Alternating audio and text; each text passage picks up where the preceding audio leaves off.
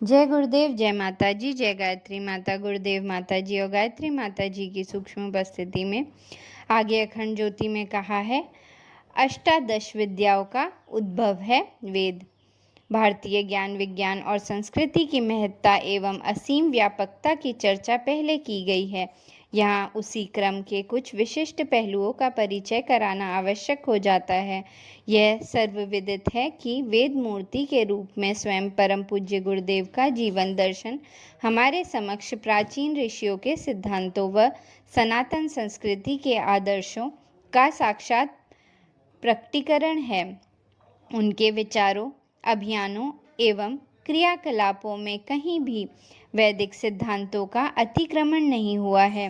भारतीय ज्ञान स्रोतों का केंद्र जिन अष्टादश विद्याओं को माना जाता है, उन सभी विद्याओं की मूलभूत विचारधाराओं का समावेश उनके व्यक्तित्व एवं कृतित्व में दिखाई देता है।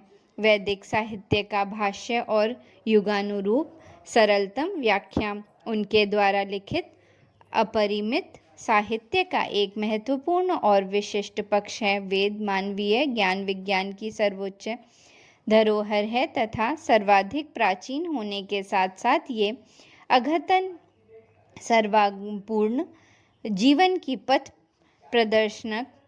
प्रदर्शक ज्ञान राशि का अकूत भंडार भी है। अतः वेद ज्ञान की महत्ता और समयानुरूप सरलतम विवेचना के माध्यम से पूज्य गुरुदेव ने इसकी उपादेयता से जन जन को जोड़े जा सकने का अद्वितीय पुरुषार्थ किया है। आज करोड़ों घरों एवं सार्वजनिक पुस्तकालयों व अध्ययन केंद्रों में गुरुदेव द्वारा लिखित आर्ष ग्रंथों के भाष्य की प्रतिष्ठापना एवं स्वाध्याय का क्रम प्रत्येक देखा जा सकता है। यहाँ पूज्य वर्ग के वैदिक भाष्य ग्रंथों की चर्चा इसलिए भी आवश्यक है क्योंकि वेद का ज्ञान सूत्रात्मक, प्रतीकात्मक और गुह रहस्यमय है तथा उन पर किए गए भाष्यों व्याख्याओं की सुदीर्घ परंपरा में भी पर्याप्त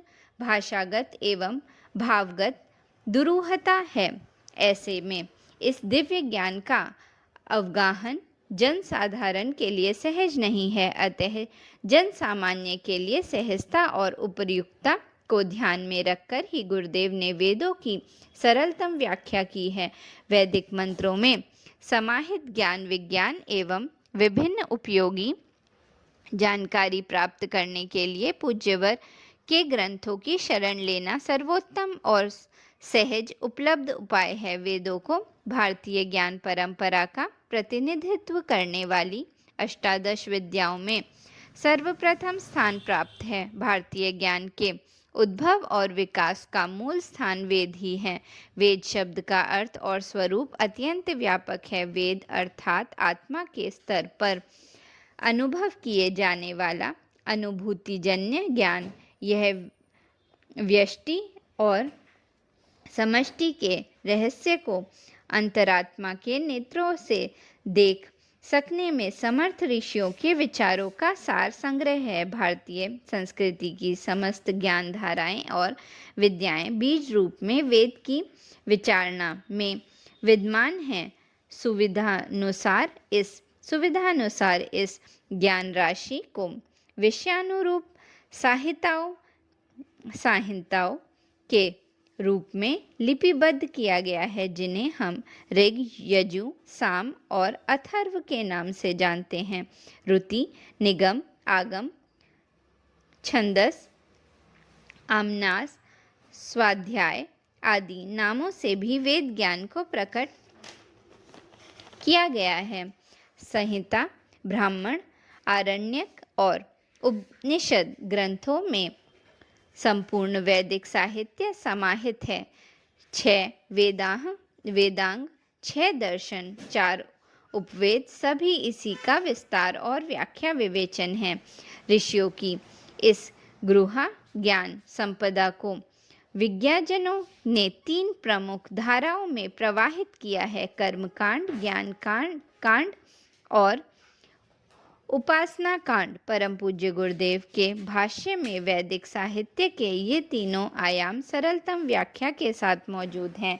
यह व्याख्या उक्त तीनों धाराओं को समान महत्व देते हुए समन्वय की दृष्टि उत्पन्न करती है, जबकि पूर्ववर्ती अनेक भाष्यकारों व्याख्याकारों की दृष्टि में किसी एक धारा की प्रधानता देखी जा सकती है। वस्तुतः वेद जीवन व जागृत के समग्र, संपूर्ण और आध्यात्मिक ज्ञान का पर्याय है। कर्म, ज्ञान और भक्ति की समन्वयवादी दृष्टि को अपनाकर ही इसके महत्व और वैशिष्ट्य को अधिक गहराई से आत्मसात किया जा सकता है। समकालीन युग में वेदों के प्रति यह समन्वयवादी दृष्टिकोण महर्षि दयानंद के पश्चात परम पूज्य गुरुदेव के भाष्य में ही दिखाई देता है।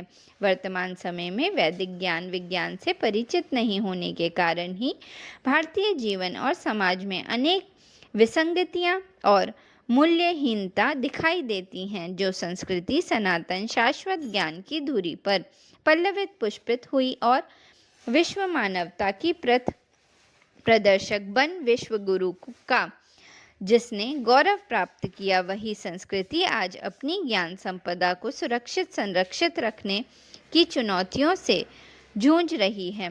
ऐसे में भारतीय संस्कृति के प्रति कृतज्ञता की भावना से ओतप्रोत प्रत्येक जन का यह पावन कर्तव्य है कि वेद रूपी ज्ञान की अमूल्य ऋषि धरोहर को पुनः प्रतिष्ठित करने तथा इसके मर्म और महत्व से जन जन को जोड़ने का कार्य युग धर्म समझकर संपन्न करें। जनसाधारण में यह भावना प्रगाढ़ है कि वेद उपनिषद आदि का संबंध मात्र धर्म अध्यात्म के क्षेत्र से जुड़े लोगों से है, न कि प्रत्येक व्यक्ति से, जबकि सच्चाई यह है